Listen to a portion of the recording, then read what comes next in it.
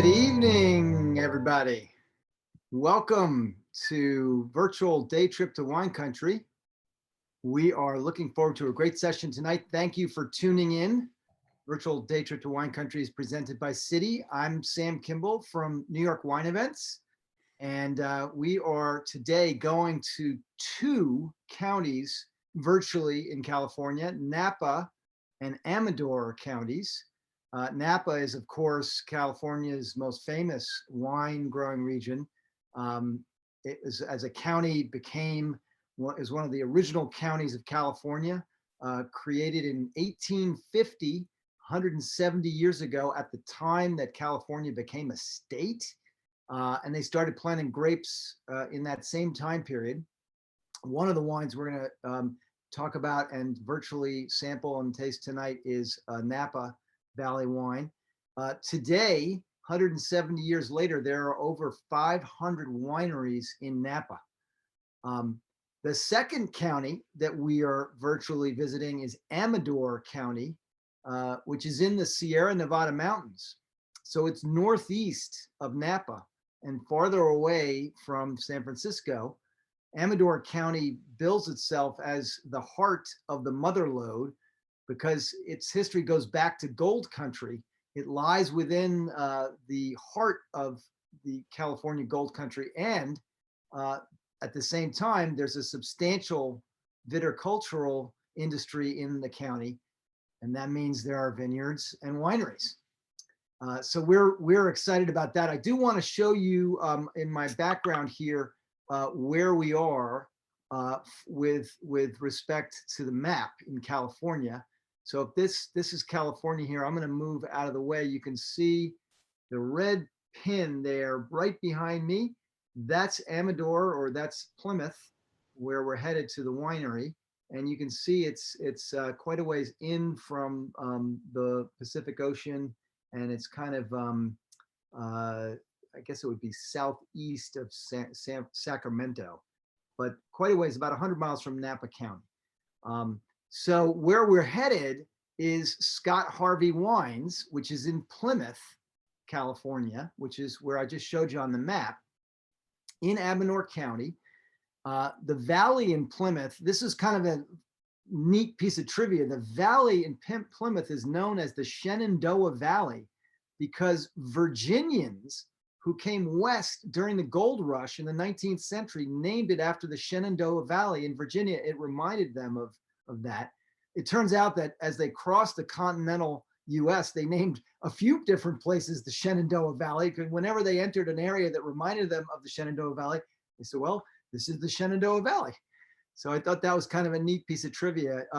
So Scott Harvey Wines, where we're going, was created out of a market demand for the wines that Scott Harvey makes, which have become known as niche wines that really over-deliver on quality and flavor and distinctiveness. These are wines that focus on Scott's roots, and we'll hear more about that. He's our guest tonight. Barbera grapes, Zinfandel grapes, Syrah from the Sierra Mountain area, Sierra Nevada mountain area, approachable, food-friendly, and full of luscious fruit. These wines have struck a chord in the marketplace. So to learn all about Scott Harvey Wines, you can visit scottharveywines.com. And I do have a deal alert tonight. Here's the URL in my background, scottharveywines.com. And if you use the promo code ZAP25 and purchase 4 bottles, you get 25% off and $5 shipping nationwide. That is awesome. AWESOME, awesome. So anyway, I just want to point that out. I know some of you may have hit us up in the chat if you have already gotten some of the wines. I know we put the offer out a little while ago.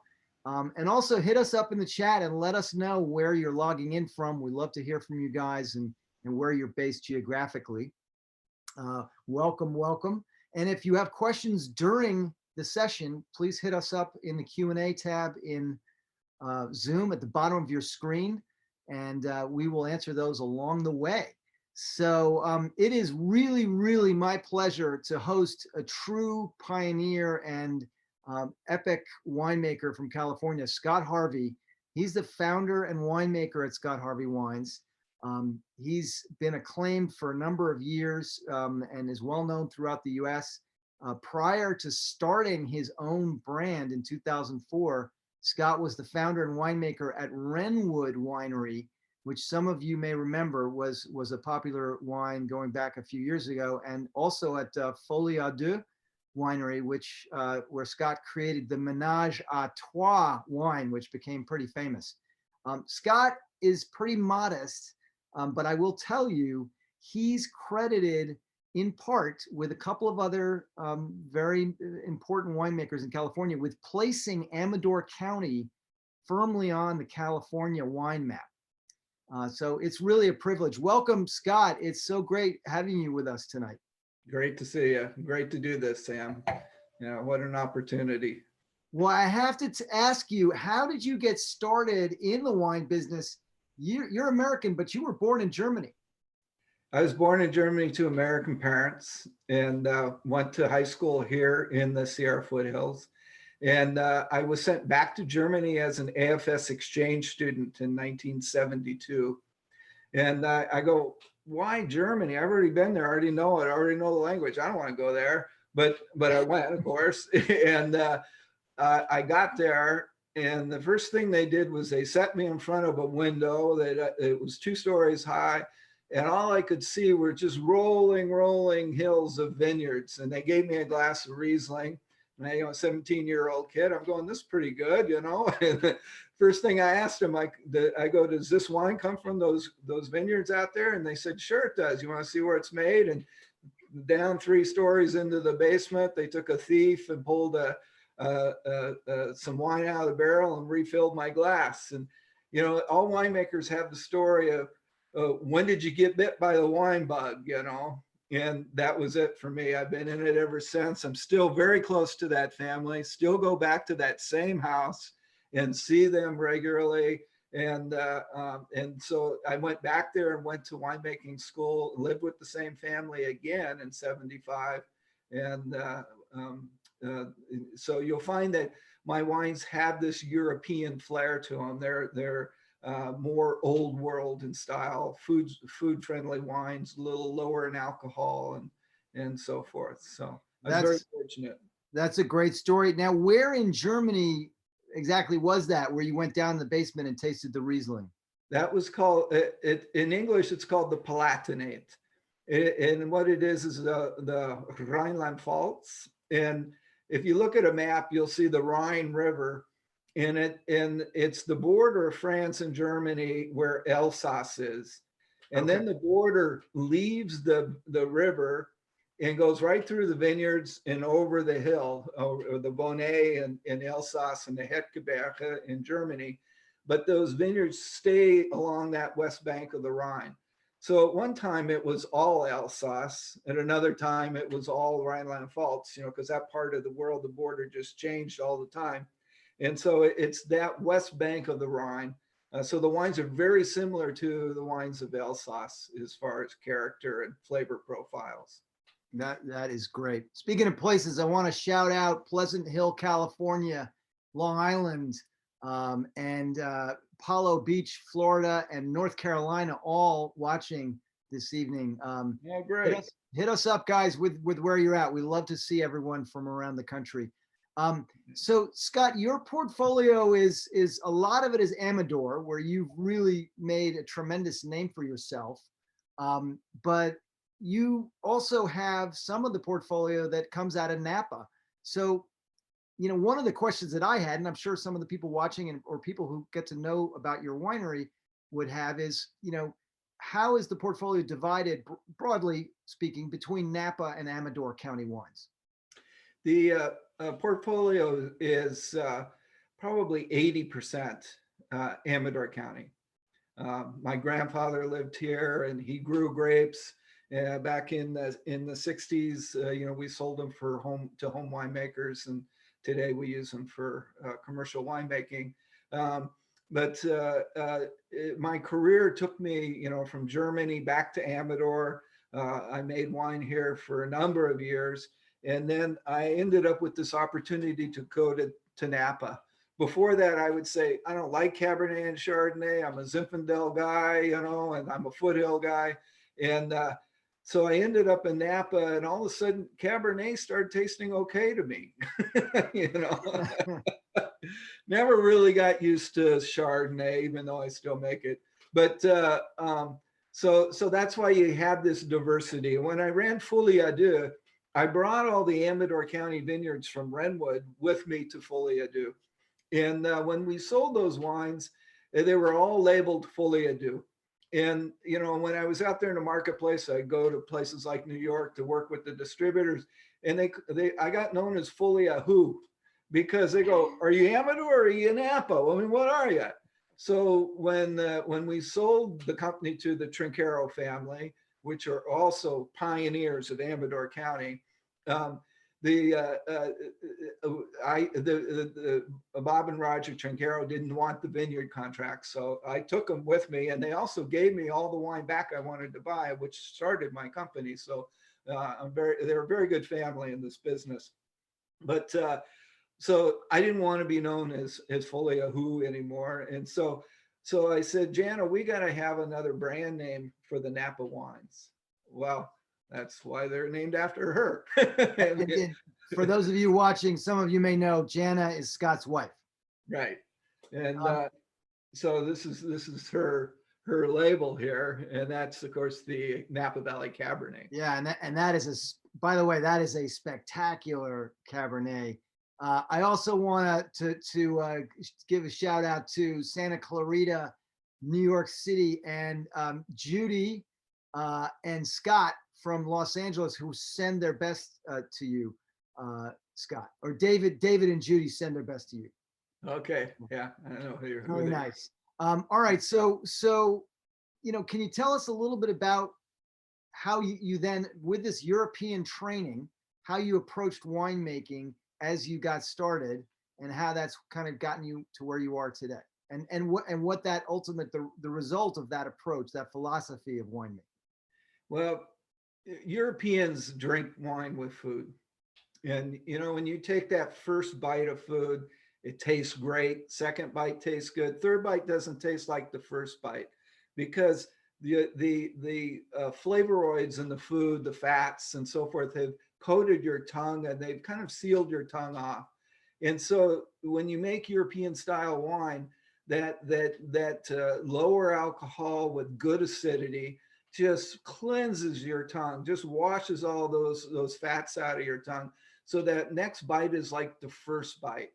And so that's what became important to me when I learned how to make wine, and when I started working as an apprentice in Amador County for what is now Sutter Home Winery. It was then Montevina by Kerry Gott. But and in those days we made those lower alcohol wines, and then over time California developed this New World style of very jammy, high alcohol, overripe, what we call New World style, as opposed to the Old World style. But I decided to stay with that Old World style because of that European training. And so that's kind of what sets us apart. And what we've done is we put on the back of a bottle, and I don't know if you can see this, a scale. It says New World and Old World. Oh, wow. And the thing is if somebody likes Seven Deadly Sins or Clinker Brick, both wines made by friends of mine, and I think extremely good examples of New World style, I don't want to buy my wine because they're going to be disappointed. But I have to then educate them that this Zinfandel and a lot of great Zinfandels in California are made in the Old World style, so that people will go back to buying Zinfandel again, because if they know what they're getting, they'll buy it. If they're afraid, they won't. So I think this is something I'd like to see Zap pick up. I'm willing to give it to Zap. Where just like I'm a part of the International Riesling Foundation, and the first thing we did there was develop a sugar scale or a sweetness scale, so that people that like dry Riesling could buy dry Riesling, and people that liked semi-dry could buy semi-dry, and so forth. So I think that the education of these new and old world styles, both great styles, it will really increase the consumption of Zinfandel again. Now that's super interesting. And by the way, I mean, we're going to be tasting, I think is it 3 Zinfandels and 1 Two cab? Zinfandels. Yeah. 2 Zinfandels, a cab, and a Barbera. And a Barbera, right.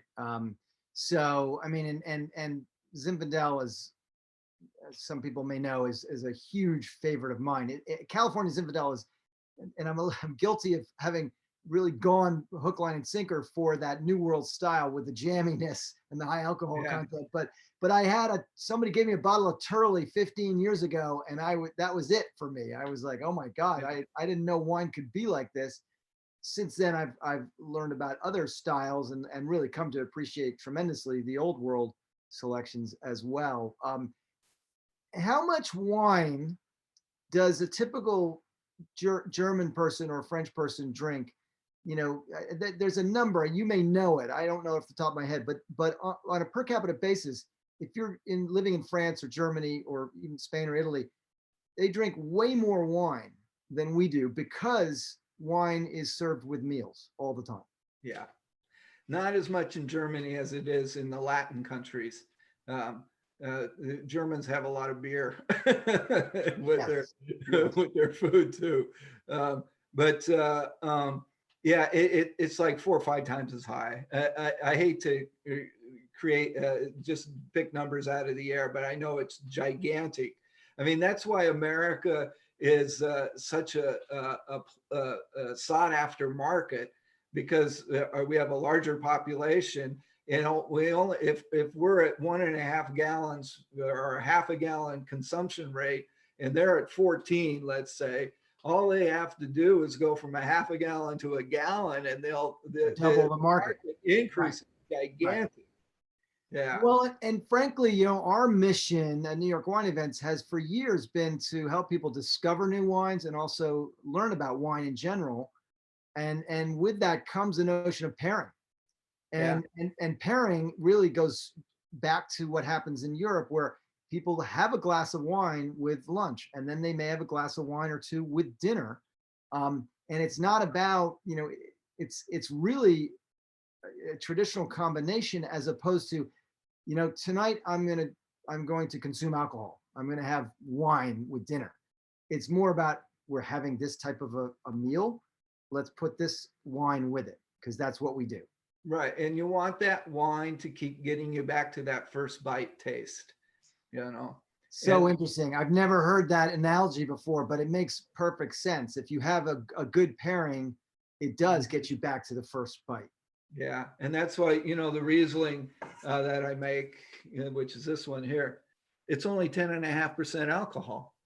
And so, I mean, that's a wine. You can have a glass of 10.5% alcohol wine with lunch and go back to work, you know, where. Exactly.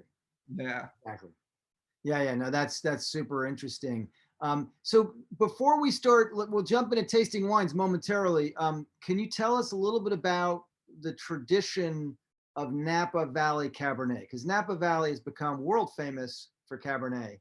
And you and I talked about this the other day. We talked about, you know, sort of the history and tradition. Yeah, Napa Valley, before Prohibition, Napa Valley was not considered the best grape growing region in the state. It was actually the Santa Clara Valley and Livermore that demanded the highest prices in the restaurants in San Francisco and so forth. But after Prohibition, Napa did a fantastic job of marketing, or the wineries figured it out, and they really came to the forefront. And one of the wineries, Beaulieu Vineyards, Georges de la Tour, he went over to France and hired a young winemaker who just got out of school there. He was actually a displaced Russian Cossack who had lost the war in Russia and the revolution. And his name was Andrei Chelychev. And he brought science to post-Prohibition, because everybody was just making wine as fast as they could and getting it out and, you know, trying to resupply the market, and the quality image wasn't there. But Andre was brought in, and he made this great Napa Valley Cabernet. And when Andre wanted to retire in the 50s and 60s, he looked around California to hire a winemaker to take his place. And he hired a guy out of Gallo, actually, Dr. Richard Peterson, who was the winemaker at Gallo. And and Andre said, you know, I picked you out of all these winemakers to continue the tradition of Beaulieu. And then when Dick wanted to retire, he was looking around. He had just bought this winery off the courthouse steps called Folie à Deux. And so he called me over and he goes, Scott, I know you like to make low alcohol Cabernet, what's not low alcohol, regular alcohol, 13.5. But today that's considered low. But and he goes, I want you to continue in this tradition. So the Cabernet that we make is made in that Andrei Chalachev tradition of 13.5 alcohol, where the grapes are ripe, but not overripe. Right. So they still have the ability to say, I'm Cabernet, I'm Napa Valley, I'm from this particular vintage. So that's our tradition. So correct me if I'm wrong, but one of the headlines I get out of that story, which is super interesting, is the godfather of California or Napa Valley Cabernet was a Russian guy. Yeah, Andre. Yeah, he was a character. And luckily, I got to know, I met him, never got to know him. But and Dick tells great stories about him. But he was very, very highly respected in Napa Valley. He was a real builder of the whole region and a person that was a giver with his knowledge. And did he learn winemaking in France? In Bordeaux. In Bordeaux. Yeah. All right. So yeah. Hence, right, what you're talking about is a style of Napa Valley Cabernet that is more Bordeaux, in the more Bordeaux tradition than it is in the New World with the bigger fruit right. profile and the higher more the Medoc, more the left bank, yeah. And where more Cabernet grows in Bordeaux. But yeah, and he really preserved. I remember I heard him, this young winemaker. Of course, I was a young winemaker at the same time, but had made this Zinfandel, and he was so proud of it, you know, because Zinfandel will get very ripe. And the wine was 16.5% alcohol. It was this monster, and it was all jam and fruit, and you know, big wine. And Andre smells it, and he goes, "You should never do this to Zinfandel." You know, you should never do this to a wine. You know. Yeah. Funny. So Nancy has a question. Are there no sulfites in the cab like France? Well, I think France's wines have sulfites. Sulfites are naturally in wine; they're created by the yeast, but we add sulfites as well. So, right. So it could be a non-sulfite added wine, which could come from France or from California, yeah. or it could have sulfites in it. Sulfites have been used since the Roman Empire as an antioxidant in winemaking. Right. And that it retards the process of oxidization, correct? Yeah. Right. Yeah. Which is, oxygen is the enemy of wine. Once you open that wine, especially a red wine, that oxygen is that wine wants to become vinegar as soon as you let air into it. Well, the vinegar bacteria are aerobic, which means they need oxygen to live. Right. Right. It was Louis Pasteur that really taught us all of this stuff. And Eddie asks, I thought that all wines have sulfites. True or false? True. True. Yeah, that's right. Excellent. All right. Well, let's take a look at a couple of fun things. I'm gonna share my screen here, just around the winery. Maybe you could tell us a little bit about them. One of them is my background here, which I think is kind of nifty. Like the fact that you are growing, you're growing the Barbera grapes is super interesting. Mm-hmm. Yeah, this is a Barbera vineyard. Barbera, like Cabernet, is a smaller bunch variety. So it requires you to trellis in the training of the vines so that you have more fruiting buds to create the same size crop, because more fruiting buds gives you more bunches. Barbera is a stringy variety. It has these little green leaves, and it in Amador County it buds out before Zinfandel and ripens after Zinfandel. So its growing period is a longer period than Zinfandel, and that allows it to develop the flavors that it needs to tell its story of the region. And is it a grape that does well in the California climate? It does extremely well in Amador County. Barbera comes from a very similar region in Europe, Piedmonte. The Piedmont of Italy means foothill in Italian, are the foothills of a very fast, young growing mountain range, which are the Alps. Yeah. Well, Amador County is the same thing. It's the foothills of a very fast, young growing mountain range of Sierra Nevada. And both the Alps and the Sierras are huge granite monolithic uplifts with decomposed granite soils coming off the sides of them. So they're very similar in growing in that way. The difference is the Piedmont gets a lot of fog because it's very close to the Mediterranean, where Amador is 2 or 3 valleys inland from the Pacific, and it doesn't get the fog. Right. And that's why Barbera does extremely well here, because Barbera is a sun-loving variety, where the main variety in Piedmont is named after the fog. It's Nebbiolo. Nebbiolo. Which produces the most expensive wines of the Piedmont, the Barolos and the Barbarescos. Exactly. All right, so I want to take everybody to a different location. I think this is Napa, yeah? That's Napa. That's just below Sterling. That's a new planting of Zinfandel, actually. And I'm a bike rider, obviously. And I also am a type 2 diabetic. And so I'm what they call one of these red riders.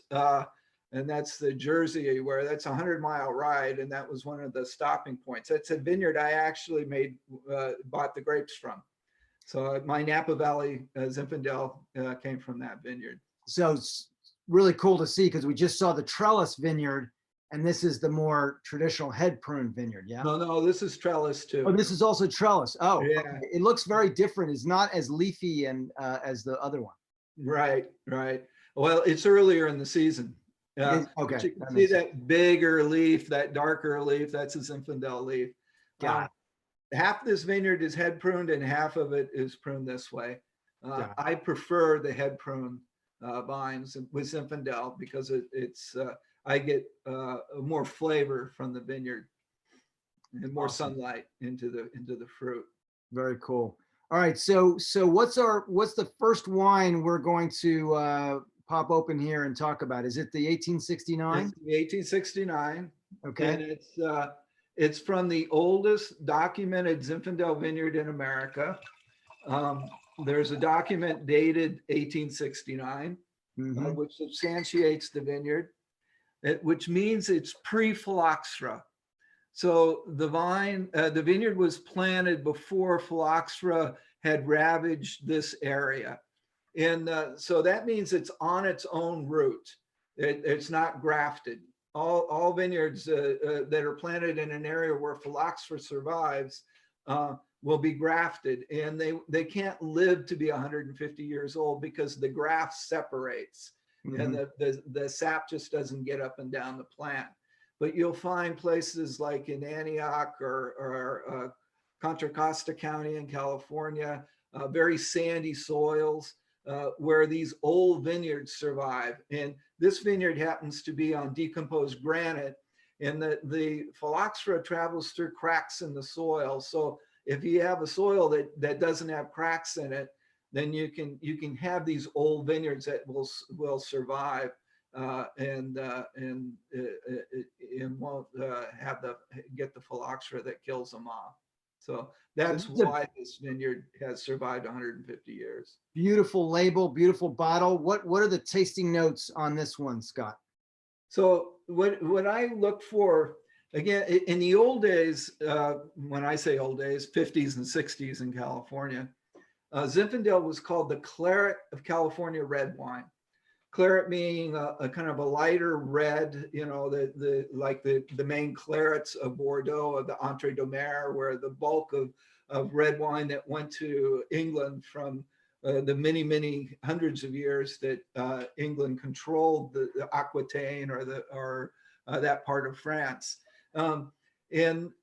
So they all, you know, in the old days, we would say a 10-year-old Zinfandel and a 10-year-old Claret could be easily exchanged. They were so similar. And so you get this lighter, you don't get this black color, you get this more garnet color.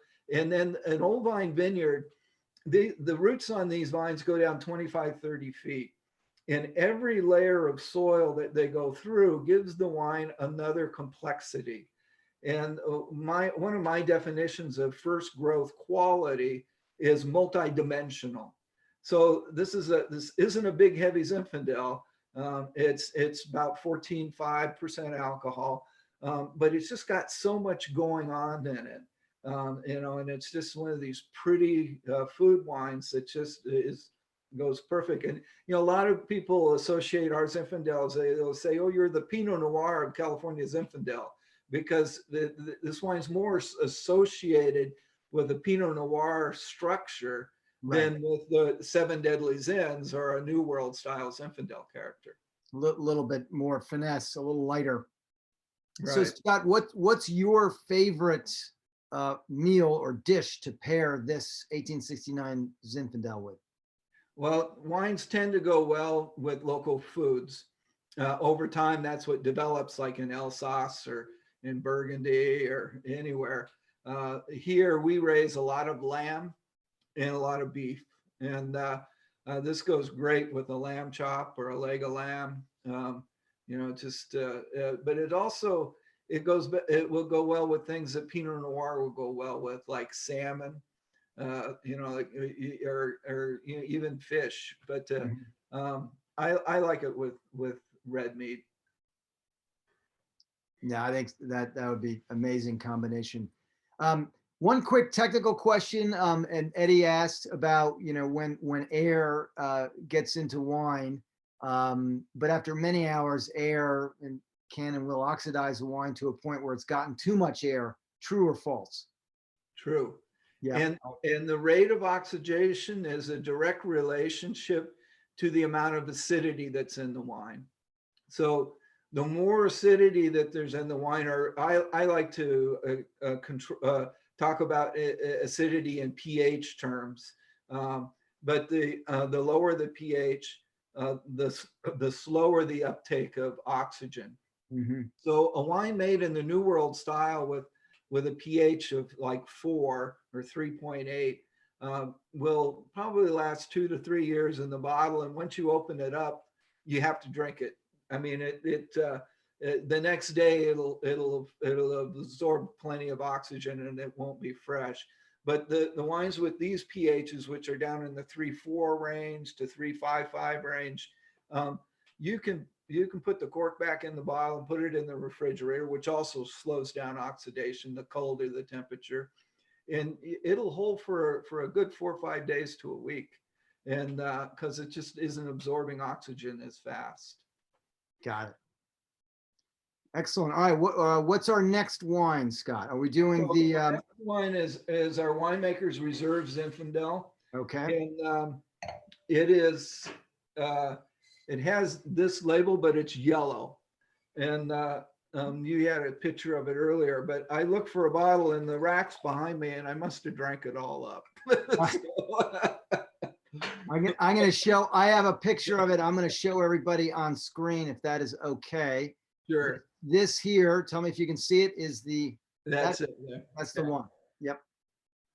So this is a Zinfandel that is made like my food-friendly Zinfandels, but it's got just a little bit more in the direction of New World style. So it's a little bit softer, a little bit more user-friendly. The other Zinfandels I make are bone dry, where this has about 0.5% residual sugar in it. And so that's the difference actually between the two wines. So this is this is more of a user-friendly style, and it's much less expensive. Is this more New World? Little bit, but not all the way. I mean, Yeah. I can raise the residual sugar a little bit, but I just can't get myself to raise the pH, to lower the acidity. So And more that luscious richness, but you still have that acidity, so it cleanses your palate for that first bite character. so in contrast to the 1869, what's a food or a pairing that you like with this one? Well, this will take more richer food. It'll take more sauces, uh, Mhm. more richer, sweeter sauces. So this could be like with the spaghetti and meatballs. Yeah, it'll take a marinara sauce very well. Yeah, and it also takes picante. It'll take some heat. So Zinfandel is a variety that does really well with Thai food. Really? Yeah, because the pepper, Zinfandel has a natural pepper character.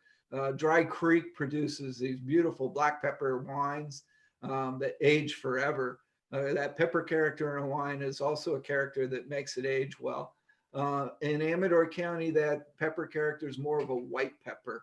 That's the fun thing about Zinfandel, is it tells you where it comes from. It's one of those varieties that says, I'm Amador with my earthiness, or I'm Napa with this pretty rose petal character, or I'm Dry Creek with this black pepper character.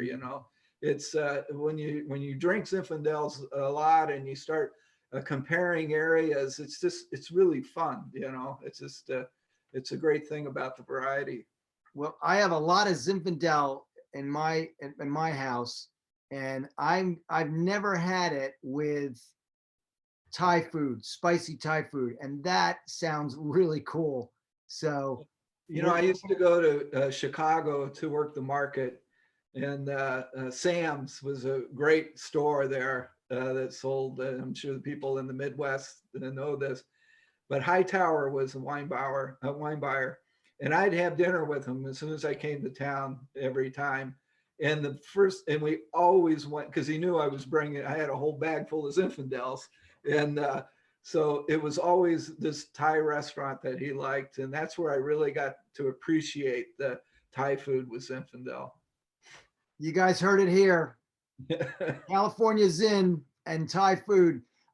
Melissa has a great question. I think it's in relation to the Winemakers Reserve, this one that's a slightly more, sort of New World. What's the alcohol percentage on this one? It's a little bit higher. It says 14.5 on the label, but it's actually about 15.2. Right. Yeah. We're allowed to be out of sync by 1 degree. By the way, the first year that I came to the Zinfandel experience in San Francisco, and Rebecca, the executive director, was talking to me about doing something in New York for the same type of event. And I was blown away. There were 110 wine tasting tables, 110 wine, Yeah. and it was all Zinfandel. And a lot of it was New World. And so the alcohol, to Melissa's question, the alcohol content was higher. And Becky said, well, why don't you walk around, taste some wine, and we'll gather you up, and we'll meet with some of the board members from the Zinfandel Advocates and Producers Organization, because they want to meet you. So 2 hours later, I stumble into this meeting Yeah. with the board members, not realizing that, wow, I am tasting great stuff, but it's high alcohol content. Yeah, you really need to have a place to spit, Exactly. so you don't absorb all that alcohol. But I've done those Zap tastings year after year after year, and we used to do them where they were huge down at in San Francisco on where was it, the wharf there, and I mean there was like 8,000 people, and boy, at the end when we're packing our wine out there, you'd see all those people stumbling out of there. It's great stuff, but drinking all that high alcohols in. It's great stuff. We got to pace yourself. So Edwin has a request, which I think is great. Can you describe the nose and the flavor of these first two wines, and then we'll move to the third, and we'll do the same for the last two, just to give a little bit of tasting note context. Yeah, they've got this briary, which is a character we often attribute to Zinfandel, kind of a briary, brambly kind of character. Amador County Zinfandel has more of a earthy tone to it. It's in the Zinfandel as well as the Barbera, and then the 1869 has more of the red fruit character. So when we talk red fruit, dark fruit, red fruit is a fresh fruit character, where dark fruit would be if that same fruit, whether it's cherries or blackberries or whatever, is more like jam or a pie. So the first wine, the 1869, is that bright red fruit character, where the second wine has more of the dark fruit character, and more raspberry and blueberry kind of characters. That's great. Thank you. And Edwin, thank you for that question. Jeffrey has a question.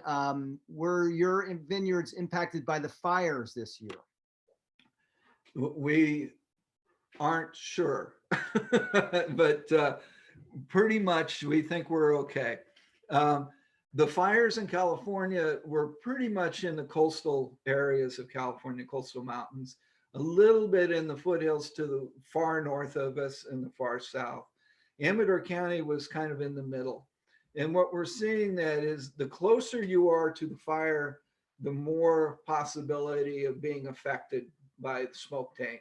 The further are you away, the less. And so by the time the smoke got across the Sacramento Valley, 100 miles away, it was pretty well dissipated, and any ash, it was pretty well burnt through. So we have not picked up any, it's called guaiacol or 4-methyl guaiacol, which are the compounds that get into the wine, that to give it that wet ashtray character so far. The testing is still coming to us because they were so backlogged in testing. But you're going to see a lot of the coastal vineyards. A lot of people just didn't pick, and like Sonoma. Sonoma was hit hard on the second set of fires. A lot of grapes got in before because there was a number of what we call smoke events or fire events. Part of Monterey, you're going to see some. I had a Pinot Noir from the Santa Lucia Highlands that I make every year that we just didn't pick. And but then I've been working. I make wine for another custom crush client from Lake County, Cabernet Franc, Petit Verdot. 3 different smoke events, but we haven't got any smoke character in there or micro ferments where we're testing it. So we finally decided to bring it in. We're going to bring it in next week, probably about 40 tons worth. So that's great. So basically, the smoke taint causes the wine to taste like a sort of wet ashtray flavor. Right. It's called guaiacol. It can either enter through the leaf into the fruit or be on the skin of the grape. Guaiacol is naturally occurring, especially in varieties like Syrah. But the flavonoid that's attached to the guaiacol and that's naturally in Syrah is a positive one. It's that richer. That's why Syrah has that kind of rich, full character. A toasted barrel has the same guaiacol in it, but the flavor that's attached to a toasted barrel is one we like. The one that comes from a forest fire, especially or from fires where there's been a lot of structures in the area that have burned, a lot of homes, plastics and stuff that have burnt up, that gives you more of that wet ashtray character. So a smart guy probably that does have high smoke taint will develop a marketing campaign of wine for people who like to smoke cigarettes because they already have that in their mouth. And so they won't even notice it. It'll just add to it, you know. Two other quick questions related to the fires and the smoke. How often do you have to test? Well, you have to test after fermentation. That's why we do micro ferments, which is just a small 5-gallon bucket worth of fermentation. Mhm. And then the problem is the guaiacol will bind up.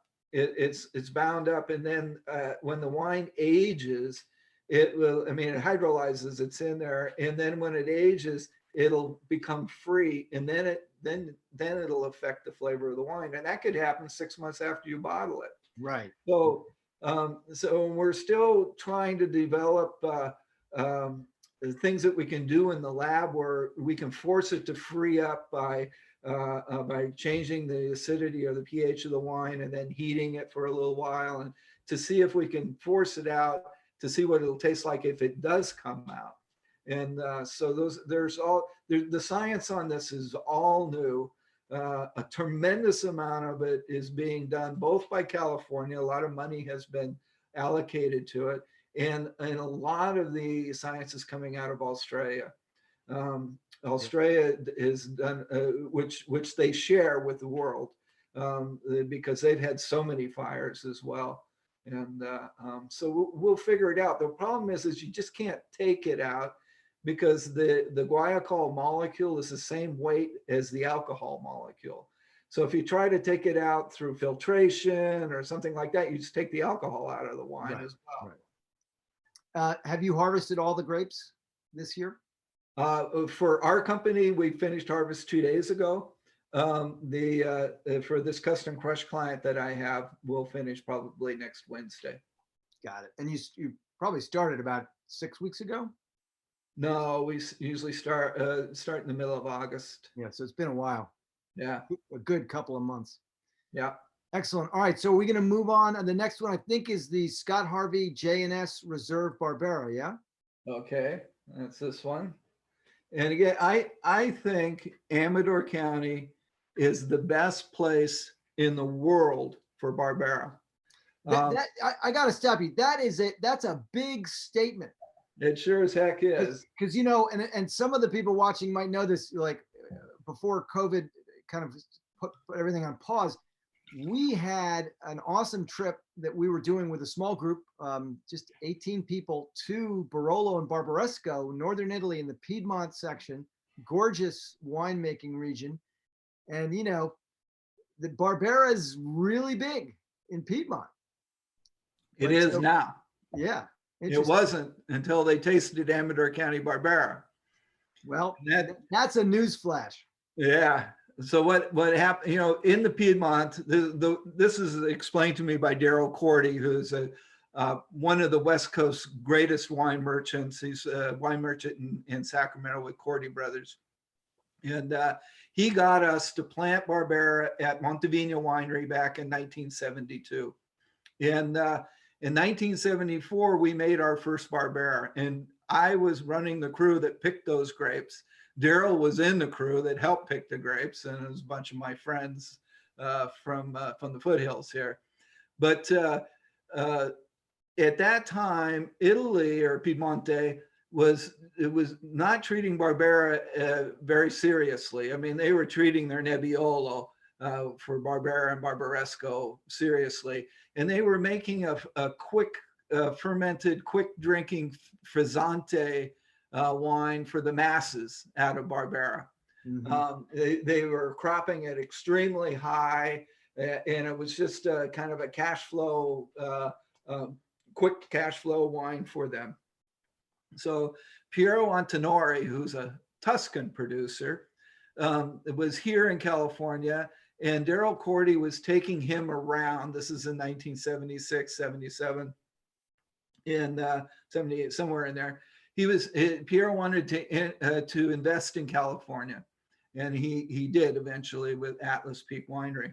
But Daryl was taking him around, and he served that Montevina Barbera that 1974, to Piero Antinori in his winemaker, who was a Piedmontese guy, at a restaurant one night.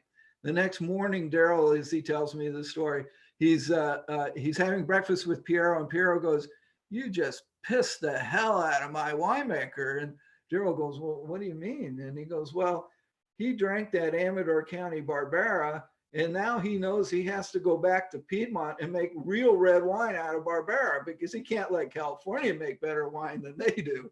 And so now you have these fabulous wines coming out of Asti and Alba, and they're great wines. I mean, the thing about wine is one's not better than the other. It's just that they're all, if they tell their story of place, they're all unique. Yeah. And I think one of the greatest things for you guys to do out there is buy an Asti, buy an Alba, and buy an Amador, and bag them up, taste them, and kind of, see what things you like about each wine. You'll find that the Asti, which is the highest elevation, they're all mountain vineyards, is the tartest. And of course, it'll go great with a big marinara sauce, or, a big dish with lots of fat in it, or tomatoes. And then the next tartest will be the Alba. It's a little bit lower in elevation. It'll be a little bit, the Asti's real lean and real sharp and sour. The Alba will be a little bit richer, more extractive. Still great acidity, because all Barbera has good acidity. And then the Amador will be a little riper yet and a little richer. And you'll see them in that kind of progression. And it really shows you what Barbera can do. No, that is awesome. All right, well, let's taste this one. Give us the specific notes on the nose and flavor.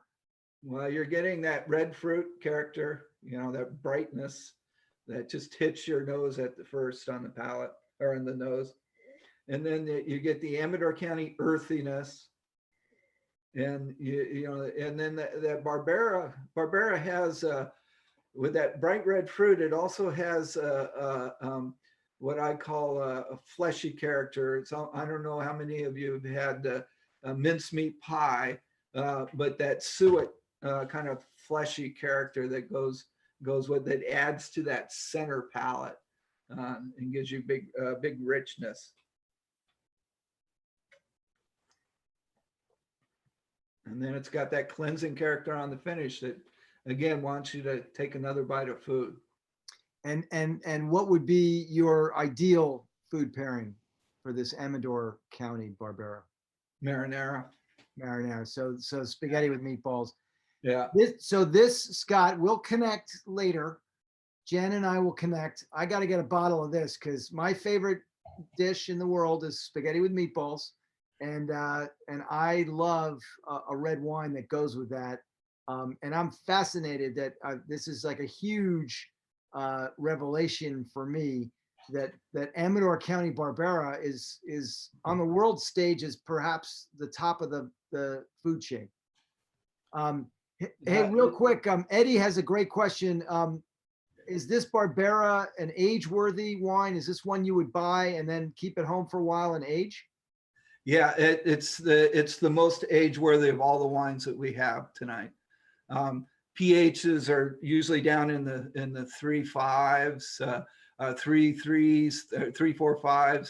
I mean, this wine just will absorb oxygen at the slowest rate of all of them, and just has the greatest ageability. Very cool. All right, so I think we're going to move on to the final wine.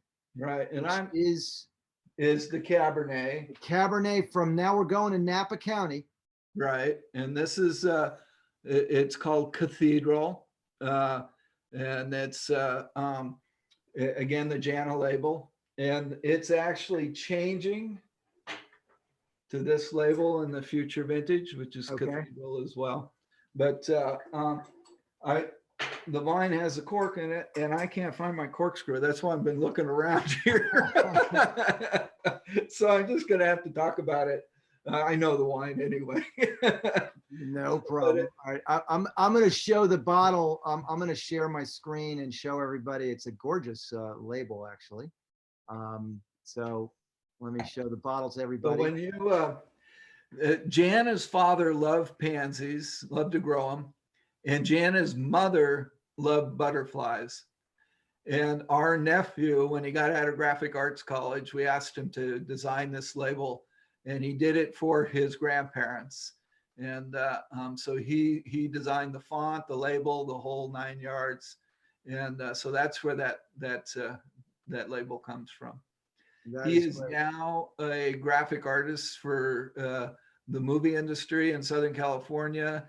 He works on Star Wars movies and all different kinds of things. And he is too expensive for us to hire. So he's done a lot of great labels.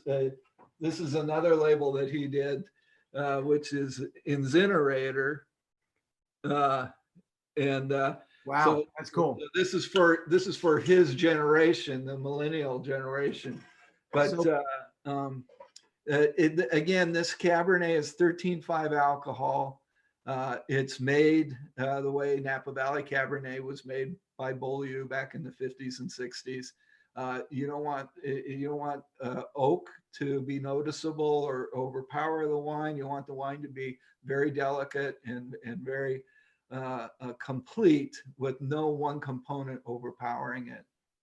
So, and the flavor of Napa is so seldom obvious in Napa Cabernet anymore. That almost you little bit of a minty eucalyptus character, almost a pyrazine character, which most wine writers hate, but I actually like a little bit of that kind of green character, which is I've always associated with Napa Valley Cabernet. I think it'd be super interesting to do a side-by-side tasting of this Cabernet that you make with the more sort of super fruit forward oaky Cabernet from Napa, just to like, this is the classic from the tradition of original Napa Cabernet winemaking, and then to the other, which is the opposite.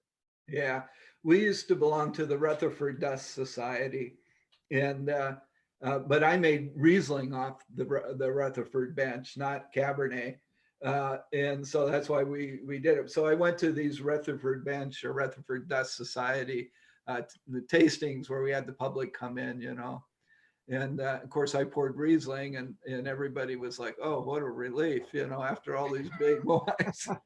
But I remember going around the room and I'd find one or two that tasted like Cabernet.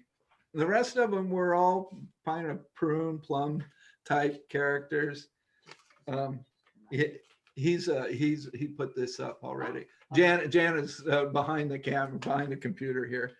With the Zap 25 thing. Yeah. So I'm going to put that up now really quickly. If you would tell, Eddie has a good question. Where in the Napa appellation does this Cabernet originate? It comes from the Oakville district. It comes from the east side of the valley, right off of the Silverado Trail. So there's a Oak Knoll Road, or there's a road that crosses the valley there. Mm-hmm. And as you turn north off of that Oak Knoll Crossroad, you go north just to the border of the Stag's Leap region. Yep. And it's just on the south side of the Stag's Leap line, and it's up against the mountain range there, which is called the Vaca Range. Mm-hmm. And it's a vineyard that burned up in the 2017 fire. So those first big Napa fires we had, October 11th, 2017, destroyed this vineyard. And so now I got the grapes from this vineyard and two others. Now I'm just getting it from two others. And they're all within a stone's throw of each other. But this one, vineyards usually don't burn, but this one was a small, teeny vineyard surrounded by eucalyptus trees and big barn and a house, and there was just too much fuel there, and it just destroyed the whole vineyard. So the question always comes up: how do we get these wines? I've shared this on my screen here. I think you can see it, Scott, at scottharveywines.com.